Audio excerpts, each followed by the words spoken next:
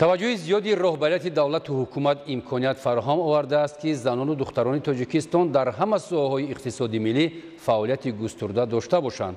نخستین مراتب در سالهای صاحب استقلالی جمهوری تاجیکستان از حساب زنان تاتیانا امفیتوا به حیث هوانورد دوم پرواز مستقلانه در خط سیر دوشنبه تاشکند دوشنبه را انجام داد. زلفیه رحیمزاده عاید به فعالیت هوانوردی این زن جسارتمند گزارش آماده نموده است.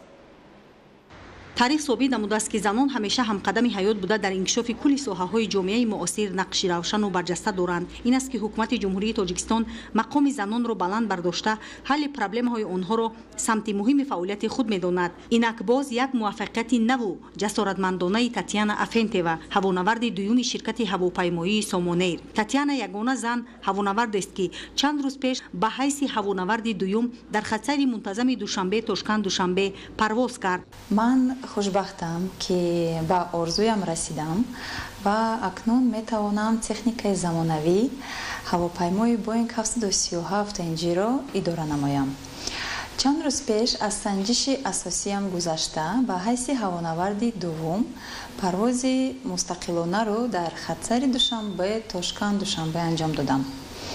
من اکنون عضو کامل حقوقی دسته هوانوردان شرکت هواپیمایی سامونیر می باشم و از این افتخار دارم. روند پرواز را کماندیر هواپیما شهرت رحیموف نظارت نموده بعد انجام پرواز به فعالیت مستقلانه تاتیانا بهای بلند داد. تاتیانا فعالیت خود را در ساحه اویاسیون از سال 2011 به حیث راهبلد آغاز نموده است. با شرکت هواپیمایی سامونیر او سال 2020 به صفت هوانورد دوم پیوست و پروازهای تعلیمی را اجرا میکرد. برای رسیدن به آرزوهای در دل پروریده و هدفهایی در پیش گذاشته‌اش او پیوسته سطح دانش و کسبیت خود را بلند برداشت، اختصاص خود را تکمیل داد و نازکی و اساسهای کسب هوانوردی را در آموزشگاه هوانوردی اویاسیون گراجدانی فدراسیون روسیه آموخت. نازکی‌های کسبم را 6 سال آموختم.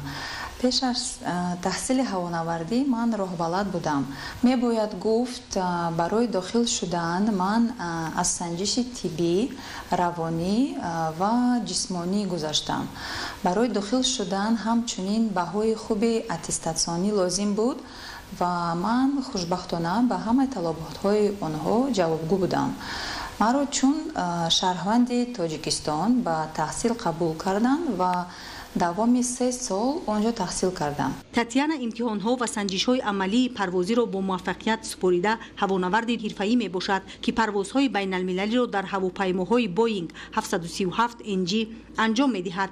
موفقیت نوی زن هوانورد شرکت هواپیمایی سامونیر تاتیانا بار دیگر ثابت نمود که زنان در جامعه قوه بزرگند. لازم به یادآوری است که تاکنون از حساب زنان یگان هوانورد پرواز مستقلانه را انجام نداده بود. مستقلانه پرواز نمودن تاتیانا به حیث هوانورد یک نشانه تا رفت مستحکم گردیدن مقام و منزلت زنان در جامعه تاجیکستان می باشد. نیرو و جسارت زنان را هنوز سال 1999 پرزیدنت جمهوری تاجیکستان محترم امامعلی رحمان به اینوبت گرفته با مقصد توسعه هرچی بیشتری نفوذ زنان فرمان درباره تدبیرهای بلند برداشتن مقام زن در جامعه به تصویب رسانید که برای فعال شدن زنان زمینه مساعد فراهم آورد. من بعد موقع اجتماعی زنان بلند گردیده زنان همچون سیاستمدار و عالم، آموزگار و بنیادکار، هنرمند و ورزشگر و اینک هوانورد در برابر مردان در رشد اقتصادی و اجتماعی، فرهنگی و آبادی تاجیکستان سهم ارزنده می‌گذارند. زلفیه رحیمزاده، بهادر قربان، فیروز موسی، اخبار.